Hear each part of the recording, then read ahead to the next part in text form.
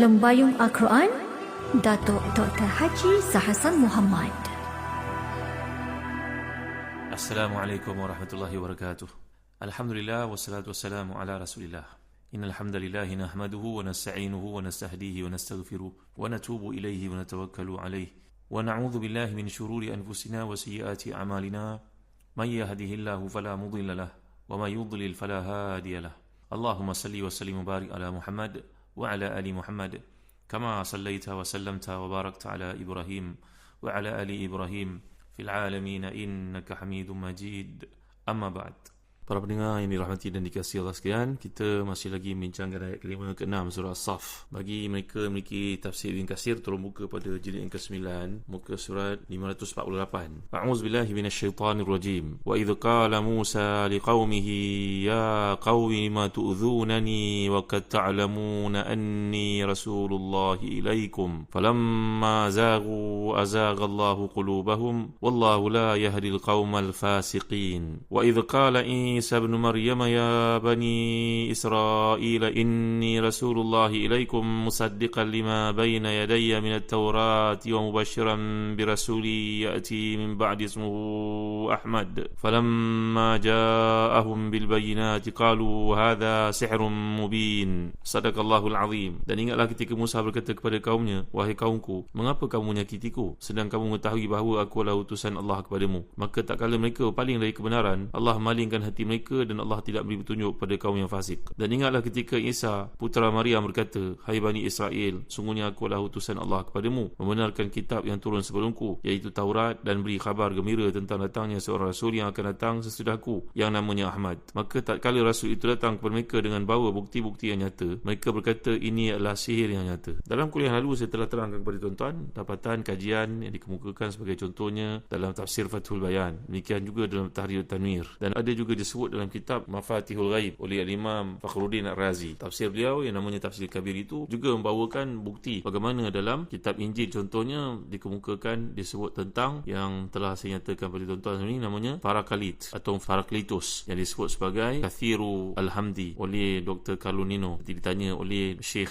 Dr. Abdul Wahab dan pengarang kitab yang terkemuka dalam tafsirnya dan juga dalam kisah-kisah Anbiya yang pernah saya nyatakan sebelum ini. Jadi apa yang dapat kita lihat dalam penggunaan perkataan Quran, sekali lagi ditekankan, iaitu bila Allah SWT membawakan kisah Nabi Musa, Allah menyatakan waqad ta'lamun. Qad ini kalau kita lihat dari sudut bahasa Arab, ni ada perbezaan di antara penggunaan bahasa Al-Quran dengan bahasa Arab. Dalam tafsir Kasyaf sebagai contohnya, qad yang datang dalam ayat Quran itu merujuk kepada satu ta'kid, iaitu mempertegaskan. Kerana kalau kita guna dalam bahasa Arab pertuturan luar Quran, qad yang diikuti dengan fi'il mudhari', maka dia ni membawa makna taqlil, iaitu merujuk kepada satu benda yang tidak pasti. Kalau sebut sebagai contohnya kata alamun, berbeza daripada kada alimtum. Kalau kata kada alimtum, kamu pasti telah tahu kan. Tapi kalau sebut kata alamun, mungkin kamu faham, mungkin kamu tak faham, mungkin kamu tahu, mungkin kamu tak tahu. Iaitu perkataan kad yang diikuti dengan fi'il mudhari' kalau dalam versi Al-Quran itu merujuk kepada keyakinan, satu benda yang pasti, kata Zamakhsyari dalam tafsir Kasyaf. Pertamanya dalam ayat ini kerana Bani Israel telah pun meyakini, terbukti di hadapan mereka berbagai-bagai mukjizat yang dikemukakan oleh Nabi Musa AS.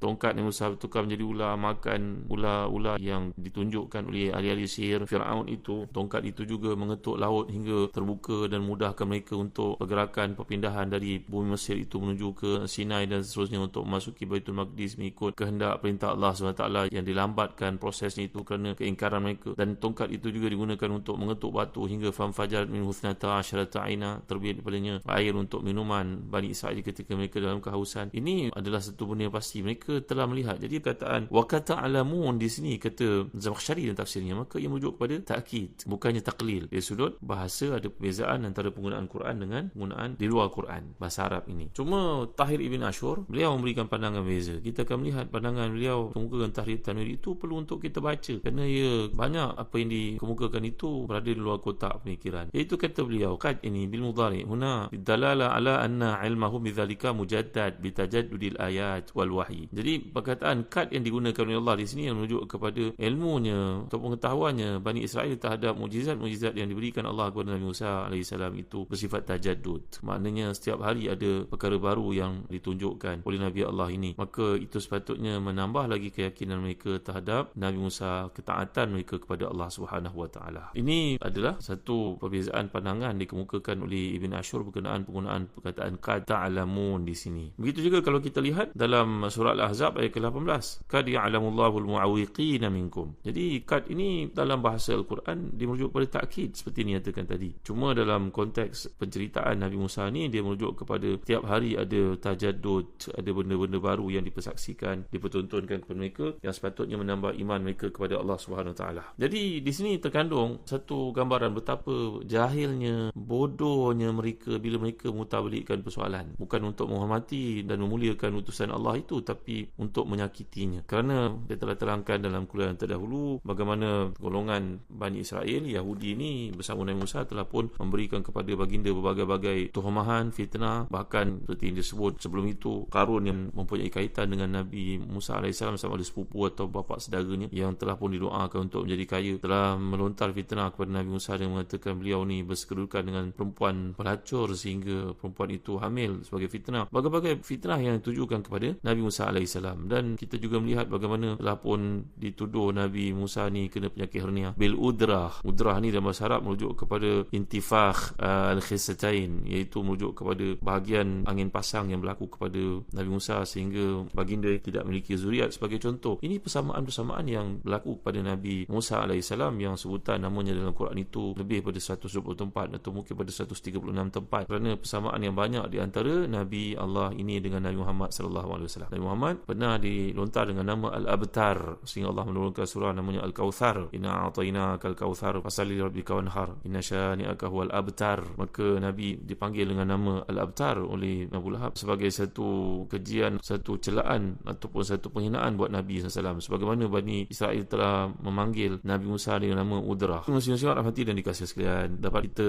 lihat bagaimana jahatnya sikap kaum Yahudi ini sehingga Allah Ta'ala membawakan kisah mereka. Jangan sampai umat Islam yang minta kepada Nabi supaya ditunjukkan bab yang paling utama dalam beramal saleh lalu ditunjukkan kepada mereka jihad, mereka menolaknya. Jangan jadi seperti Bani Israel yang mengatakan kepada Nabi Musa AS supaya pergi berjihad dengan Allah, idhhab anta rabbuka faqatila inna hahuna qa'idun. Pergilah engkau wahai Musa bersama dengan Tuhanmu, engkau berdua kan dah cukup kuat, kami tunggu je lah kat sini sehingga kemenangan datang pada kami. Maka sebab itulah Allah menyatakan falamma zagu, bila mereka paling kepada kebenaran, petunjuk di bawah Nabi Musa itu dengan sikap menyakitinya, azaghallahu qulubahum, Allah memalingkan mereka daripada petunjuk dan daripada menerima kebenaran. Wallahu la yahdil qaumal fasiqin, Allah tidak memberi taufik kepada kaum yang fasik, yang kafir, yang keluar dari jalan ketaatan, yang tidak mahu memahami kebenaran hidayah yang dibawa. Kemudian Allah Ta'ala membawakan kepada Nabi kita SAW untuk dibacakan kisah Nabi Isa AS.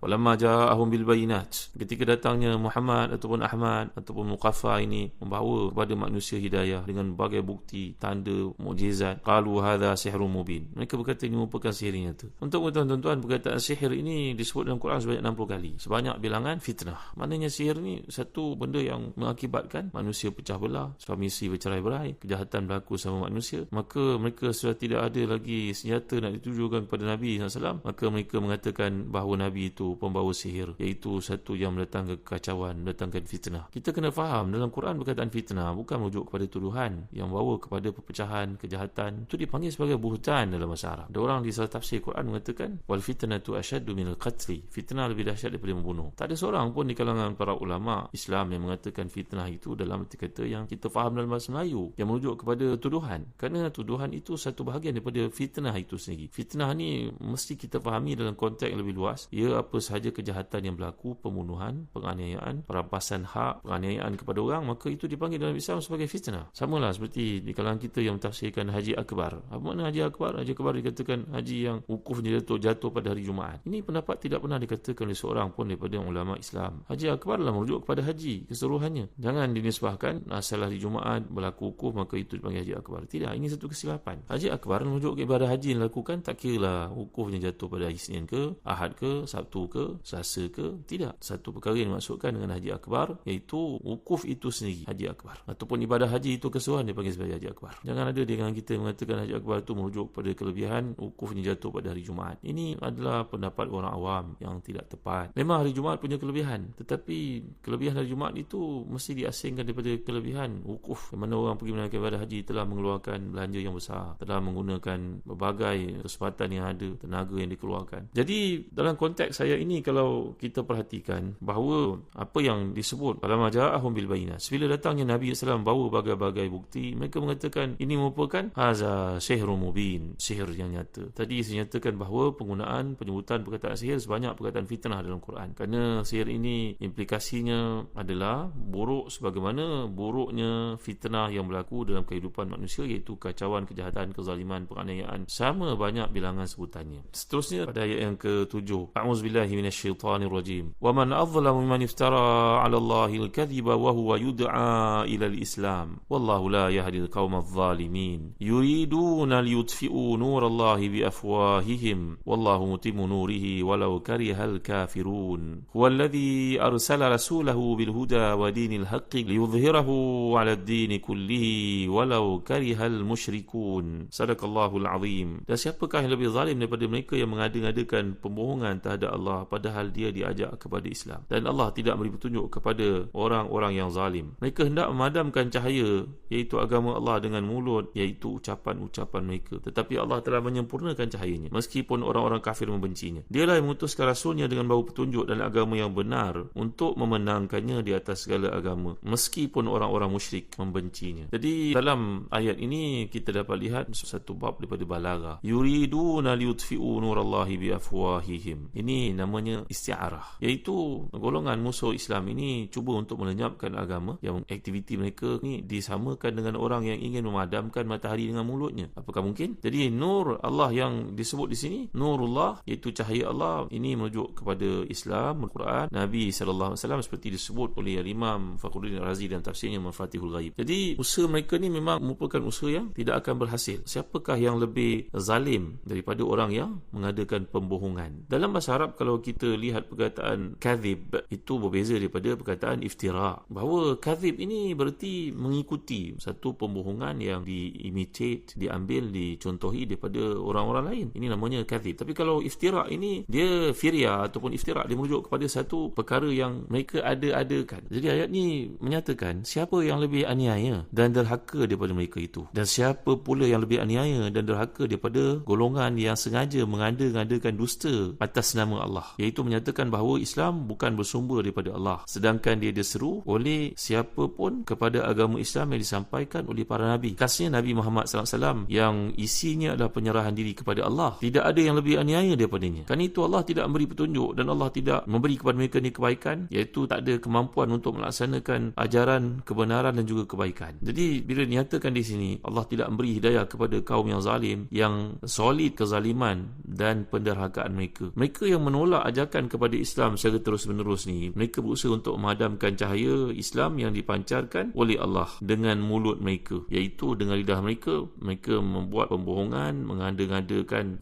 cerita yang tidak benar, sedang Allah menyempurnakan cahayanya walaupun orang-orang kafir benci dan berusaha untuk memadamkan cahaya itu. Betapa orang yang digambarkan dalam ayat ini, mereka tidak merupakan orang yang zalim. Mereka ni menolak kebenaran yang demikian jelas, menempatkan Rasul bukan pada tempatnya yang sebenarnya, dengan menuduh baginda ni sebagai ahli sihir, pembohong dan sebagainya. Jadi samping itu mereka juga menganiaya diri mereka sendiri kerana menolak tanpa berfikir, yang mana menjerumuskan mereka kepada kebinasaan dunia dan juga akhirat. Demikian juga kalau kita lihat kezaliman Bani Israel ini terhadap Islam digambarkan oleh Allah dalam ayat yang lain. Contohnya surah Al-Baqarah ayat 140. A'udzubillahi minasyaitonirrajim. Wa man adzlamu mimman katama syahadatan 'indahu minallah. Siapakah yang lebih zalim daripada mereka yang menyembunyikan syahadah daripada Allah yang ada padanya? Jadi mengada-ngadakan yang dinyatakan oleh Allah di sini, iftira, mengada-ngadakan, ini merupakan satu kezaliman yang jelas diakui oleh akal yang sihat dan ditegaskan oleh risalah ataupun agama yang diutuskan. Jadi besarnya kezaliman ni selari dengan besarnya apa perbuatan zalim tersebut. Kerana kalau kezaliman tertuju kepada Allah, tentulah ia merupakan satu kezaliman yang paling besar. Kerana itu ayat ni menegaskan dengan gaya bertanya, mengandungi kecaman bahawa tiada satu pun yang lebih zalim daripada apa yang dibicarakan. Dan seterusnya ayat ni menggambarkan tentang usaha musuh-musuh Islam untuk memadamkan cahaya Allah ni. Dan sebutan cahaya ni pun kata Imam Fakhruddin Razi, nahu yadullu ala ului sya'nihi wa 'azamati burhan makanihi wa dzalika liwajhaini, bahawa menunjukkan keberadaan Islam ini di mana tempat dan dunia mendapat sambutan seperti cahaya matahari yang menyinari waktu siang ataupun bulan yang menerangi waktu gelapnya malam, kerana disifatkan sebagai nur. Nur ni berada di tempat yang tinggi. Bagaimana mungkin manusia menolak sedangkan satu dunia menyaksikan terangnya cahaya itu? Jadi demikianlah Nabi SAW pernah menyatakan dalam hadis sahih riwayat Ahmad musnadnya bahawa bu'istu ilal ahmar wal aswad, aku ni dibangkitkan kepada orang yang berwarna merah, berwarna hitam. Maknanya merah ni merujuk pada putih lah, maknanya satu yang terang, yang menarik. Dan juga apa sahaja bangsa yang ada di bumi ini akan melihat kebenaran Islam itu terpampang. Kerana itu dalam tafsir Kasyaf mengatakan bahawa mutim yang Allah gunakan di sini, mutimu nurihi, iaitu menunjukkan kepada kebenarannya. Agama Allah ni merujuk kepada tiga perkara, sama ada merujuk kepada agama Allah itu Islam ataupun Al-Quran, ataupun merujuk kepada Rasulullah SAW. Semuanya akan menjadi nampak terang di hadapan manusia tanpa tersembunyi langsung. Ya'annahu yadhhar alaihim minal athar, dia akan nampak kepada manusia. Dan tuan-tuan, kaitan kepada ayat yang lalu, saya nak bawa kepada tuan-tuan kisah yang menarik dikemukakan dalam Syama'il Muhammadiyah. Antara yang menarik boleh tuan rujuk, contohnya kitab Kenali Rasul kita Muhammad SAW. Nanti dalam kuliah akan datang saya akan huraikan kaitan terangnya cahaya Nabi ini, sampai siapa yang mengkaji pasti akan menemuinya. Macam kisah Salman Al-Farisi radhiyallahu anhu yang telah berjalan jauh sehingga diperhambakan untuk mencari kebenaran Islam, yang nampak kepada Nabi SAW sewaktu kedatangan baginda ke kota Madinah, iaitulah melihat tanda kenabian yang terletak di antara dua bahu Nabi. Tanda tersebut terbonjol seperti telur berumur pati. InsyaAllah kita akan lihat kali ini yang kuliah akan datang. Wallahu a'lam. Wa sallallahu ala sayyidina Muhammad wa ala alihi wa sahbihi wa baraka wa sallam. Walhamdulillahi rabbil alamin. Wa barakallahu fikum. Wassalamualaikum warahmatullahi wabarakatuh.